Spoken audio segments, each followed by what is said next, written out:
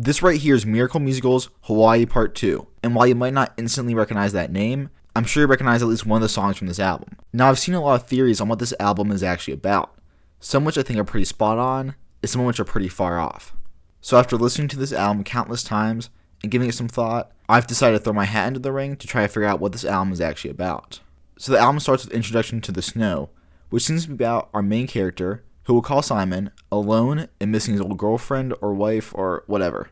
The album then seems to go into a flashback, which the rest of the album takes place in. The first song in this flashback is Island to Thyself, which is about him falling in love with this girl. The following song, Black Rainbows, I think is about them being even more in love, but to be honest, I've got no idea.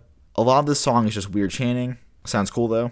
Next is White Ball, which is another really nice song about how in love with each other they are. But plot twist, in the next song Murders, she gets murdered. There's a big debate about where she got murdered. The song seems to suggest that it was in a forest, but some fans think it happened in New York City, because Joe Hawley, one of the members of Miracle Musical, called the album a quote 9/11 musical. Now I have no idea what that means, and Joe Hawley himself admitted soon after that he doesn't really know what that means either. That's kind of a theme in Joe Hawley's music. There's a lot of stuff put into it just because it sounds cool, even if it conflicts with other ideas in the song. And I think it's important to understand that to be able to understand the album. Anyways, the next song is my favorite on the album, Space Station Level 7, which I think is about her dying. Most of the song is in another language. I don't really know what's going on here. Following that is The Mind Electric, which is a fantastic song where Simon is accused of killing his girlfriend, pleads insanity, and is given electroshock therapy where he goes crazy.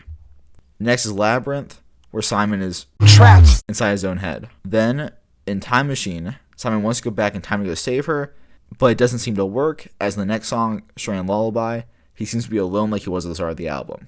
Then the album seems to loop again, with Dream Suite in C major. Anyways, I love Hawaii Part 2, 9 out of 10.